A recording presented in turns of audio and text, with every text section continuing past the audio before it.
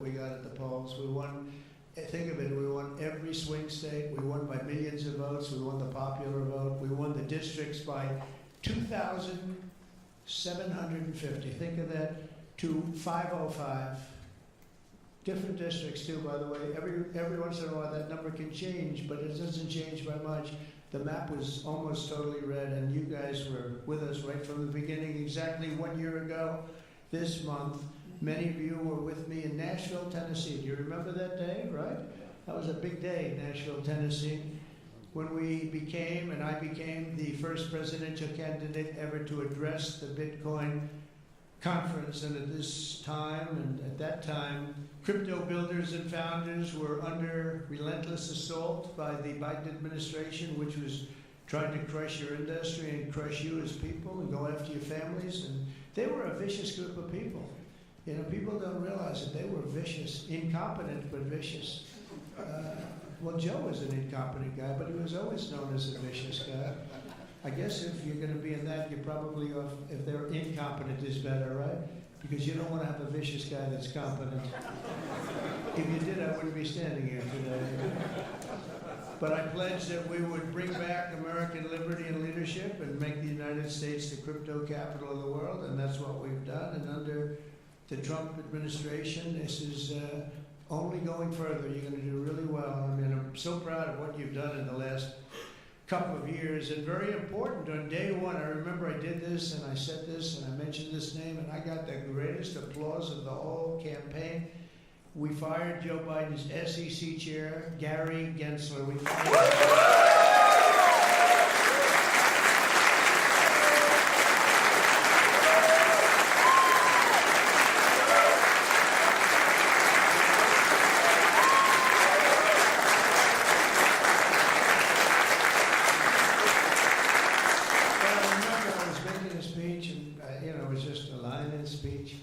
And I said, and I will fire Gary Gensler. The place exploded.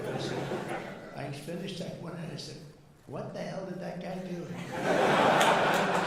There was a lot of hatred there. And it turned out, as I got familiar with everything, it turned out you were absolutely right.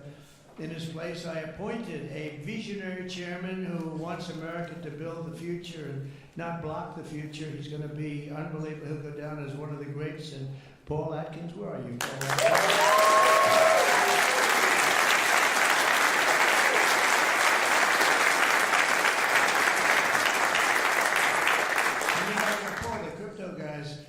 They said, everybody said, not only crypto, every industry, they all wanted Paul for the position. And he's a tough cookie, too. He's just, but they actually said, we don't care. We just think he's fair. All they wanted was fairness. And they have somebody that you're really a champion of the street and you're a champion of the country. You're going to do a fantastic job. I saw you interviewed the other night.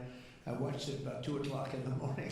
There was a little thing called C-SPAN, which I don't know how many people were watching. Don't worry, you were in prime time too, but they happen to have a little bit. I don't want to embarrass you. But fantastic job, really. You are absolutely so perfect for the job. Congratulations, Paul. And Paul is here today among the commissioners, various commissioners, including Hester Pierce and Mark.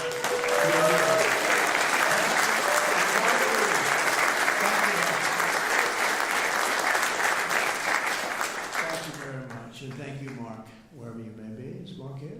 Oh, stand up, Mark. I'm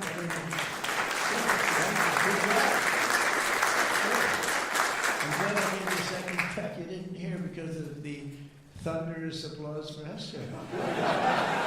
But thank you. I heard tremendous things about both of you. Thank you very much. My first week in office, I also established the first ever presidential working group on digital assets, and we have an executive director. Where's Bo Hines? Bo Hines.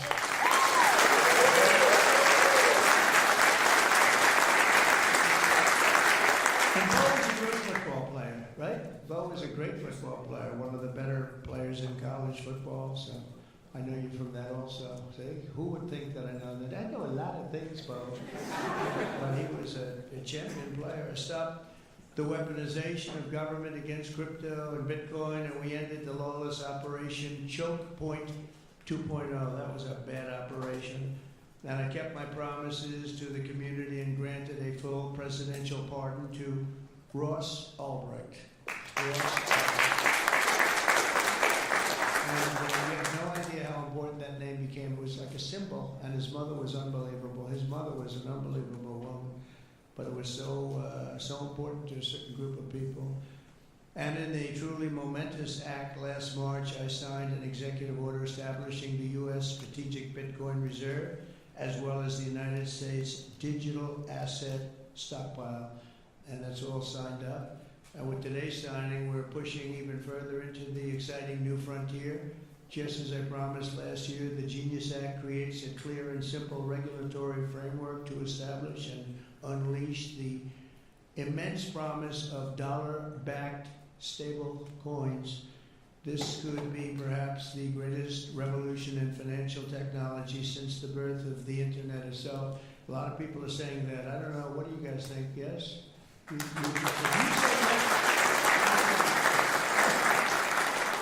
I think it's great that you're involved, I will tell you. Many Americans are unaware that behind the scenes, the technical backbone of the financial system is decades out of date, many, many years out of date. You know that. Paul and others are straightening it out, but payments and money transfers are costly and take days or even weeks to clear. Under this bill, the entire ancient system will be eligible for a 21st century upgrade using the state-of-the-art crypto technology. Who would have thought we would have been saying that 2 years after I really met you for the first time? The Genius Act provides banks, businesses, and financial institutions a framework for issuing crypto assets backed one-for-one with real U.S. dollars, treasury bills, and other cash equivalents. It's really strengthening the dollar and giving the dollar great prominence. And, you know, you have this little group called BRICS. It's fading out fast. But BRICS is, they wanted to try and take over the dollar, the dominance of the dollar, and the standard of the dollar. And I said, anybody that's in the BRICS consortium of nations, we're going to tariff you 10%. And they had a meeting the following day, and almost nobody showed up. They said, leave me alone. We didn't want to, they didn't want to be tariffed, did they, Howard? So it's amazing. No, we're not going to let the dollar slide. If we have a smart president, you're never going to let the dollar slide. If you have a dummy, that could happen. Like the last one, he would, if you ever asked him about the dollar sliding, he would have no idea. But we can't let that ever happen again. Consumers, vendors, and people all over the world will then be able to use those stable coins for ultra-low-cost transactions that are cleared and settled in a matter of seconds rather than weeks and months.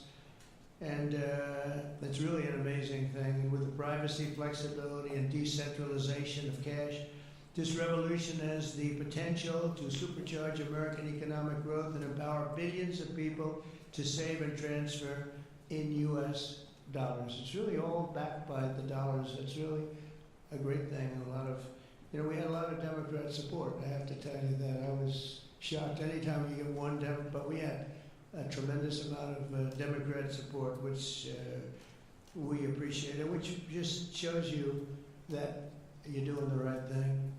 This will increase demand for U.S. Treasuries, lower interest rates, and secure the dollar's status as the world's reserve currency for generations to come.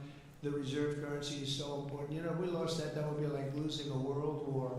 We can never let anyone play games with us, and that's why when I heard about this group from BRICS, 6 countries basically, I hit them very, very hard. And if they ever really form in a meaningful way, it will end very quickly, I will tell you, for them. They won't be gone very long. I don't think they'll even do it. They're virtually afraid to meet. I also remain fully committed to my pledge never to allow the creation of a central bank digital currency in America. It won't happen.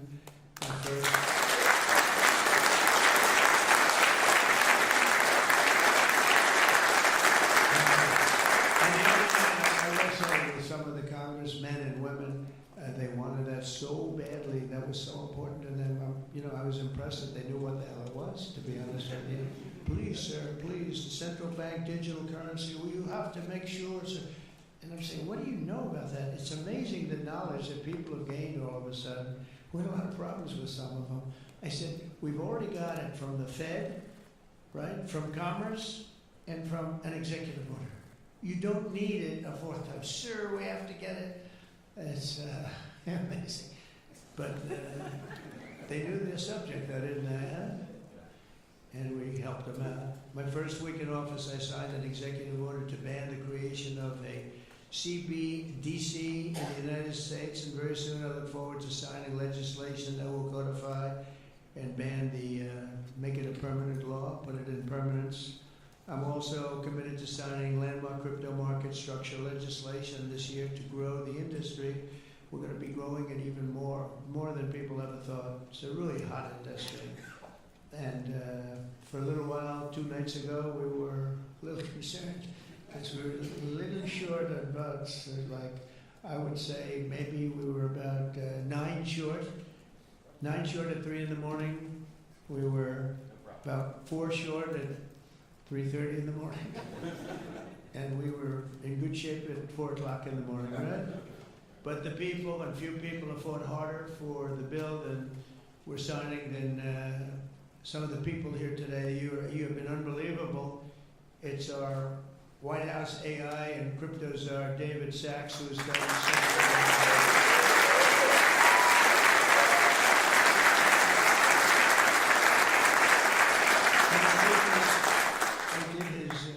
He has a show now, become a showman, but a couple of years ago, right, it's probably 2 years ago now in San Francisco, and I did his show, and I heard he's a very smart guy, and we had a great show. You've kept it going a lot longer, and you got, is that still your highest rated ever show? Oh, he knows what to say. He knows what to say. You had millions and millions of people. He said, what's going on? But we had a great show. They said, you know, that guy's really smart. I said, if I get elected, I was running at that time, if I get elected, we're going to bring him into government in some ways. He's worth a fortune. He's made a lot of money. He's a very rich billionaire. But this is more important, isn't it? This is, me too, you know, it's like, doesn't matter. This is much, I know Howard and I talk about it all the time. Howard could go back to his wonderful brokerage firm, hire 1 or 2 people, and it's not the same as what you're doing, right? We're doing the biggest deals in the world. Actually, the deal we're doing now in tariffs is the biggest, when you add it up, the biggest deal ever made in history. It could be 1,000 IBMs. I mean, if you think of it, it's the biggest deal ever done. So it's hard to go back to a brokerage firm and make $79,000 commission on still or something.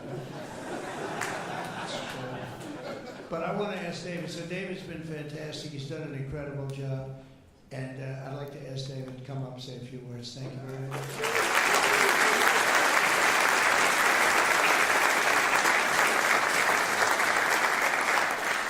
Thank you, President Trump. It's a great honor to be here. And it's true that I never expected to work in government at all. And then everything changed after President Trump came on my podcast. And I accepted this job as crypto czar because I thought it was a once-in-a-lifetime opportunity to work for a president who really wants to get things done for the American people. And if anything, that's been an understatement. The first 6 months of this administration have been more successful than any administration in American history. What's been done.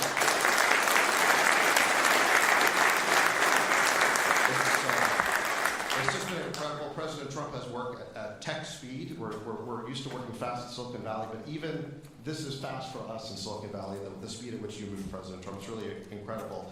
And now today, you have another historic legislative achievement that is a monumental step to fulfilling your promise to making the United States the crypto capital of the world. This Genius Act will unlock American dominance in the crypto industry by creating clear rules of the road. It will update archaic payment rails with a revolutionary new payment system, and it will extend U.S. dollar dominance, like you said, globally, by creating a digital dollar that people all over the world can use. And for every digital dollar in a crypto wallet, there'll be a traditional dollar in a U.S. bank account, which will create trillions of dollars of demand for U.S. Treasury. So that is the power of this bill, is U.S. dollar dominance. This is a huge promise made and a promise kept by President Trump. And there's just a few other people I'd like to thank. First, my family for being here. Thank you.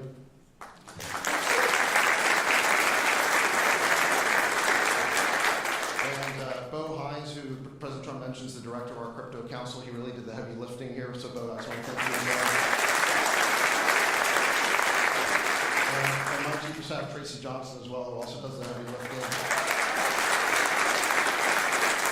And Phil Haggerty and French Hill and all the congressmen and senators who have already been mentioned by President Trump, so I'll save the time, but it was really been an honor to work with all of you. This was really a team effort, but most of all, I want to thank President Trump for accomplishing what nobody thought was possible. And it's true that just earlier this week, the media was reporting that this bill was dead. This bill was dead, and then the media didn't know one thing, that we had a secret weapon. We have a deal maker in chief. And thanks to President Trump, he stepped in and saved this bill. And it's because of your vision, your leadership, your determination, your skill that we're all here today. So thank you very much, President Trump.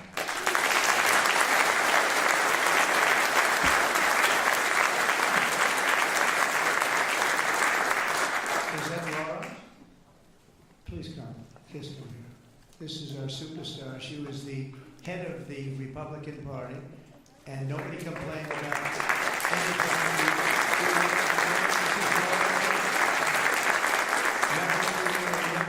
Named Eric. They have beautiful 2 children, but she has been so good. She stepped into that position like it was nothing that we wanted. She said, "Dad, I'd like to go home right now to my beautiful husband and my son and daughter, Red, but you did a fantastic job, and you worked with a great gentleman too. He's doing a fantastic job. But I just want to thank you. I just saw you standing back there. I wanted to bring her in. Thank you very much, Laura. Thank you. So, under the Trump administration, as I just got back from Saudi Arabia, and we went to Qatar. We went to a number of countries, and I will tell you the level of respect that this country has now is incredible. The UAE, I tell you what, we had a time there, but every leader said the same thing. They said 1 year ago, your country was dead. And they'd say it that way. It was like, I didn't know whether I was supposed to be happy or insulted, but the truth is we were in deep trouble. But they said 1 year ago, your country was dead, and today you have the hottest country anywhere in the world. And it's true. We have the hottest country in the world. We had a country, we were a laughing stock with the borders, people pouring in. Can you imagine last month, in the month of June actually, 0.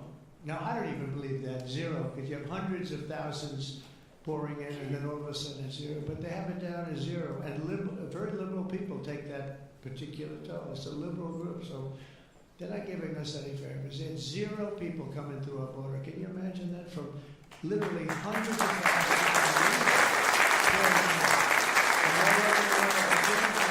They came from all over the world. They came from prisons, jails. They came from mental institutions, gang members. There were gangs. They came from all over the place, from every country. They came from the Congo in Africa, a lot from the Congo. They came from South America. A lot came from Venezuela. They emptied their jails into our country. Can you imagine? They allowed that, emptied their jails into our country, and they let them walk right into our country like perfect. 11,888 committed murder. 50% committed more than one person. They murdered more than one person. 50% of 11,888. And we had murderers, and we're getting them out, and Tom Homan and Christie are doing a great job. That Tom Homan, I'll tell you, is he central casting or what? And it takes abuse, but they just keep fighting, and they're winning, and we're winning in the courts, and we're winning everywhere. But we've got the hottest country in the world, and you're a big part of it.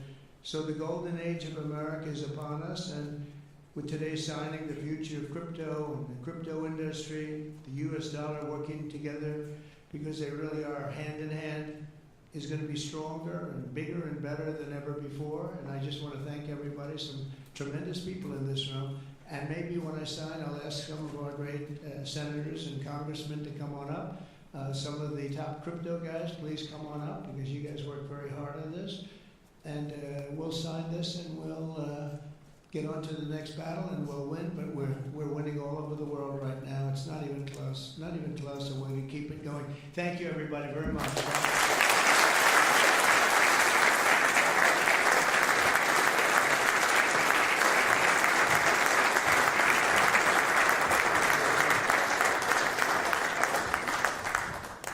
Can you all sit down, please?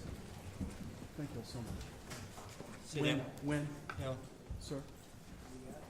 Can you, thank you so much.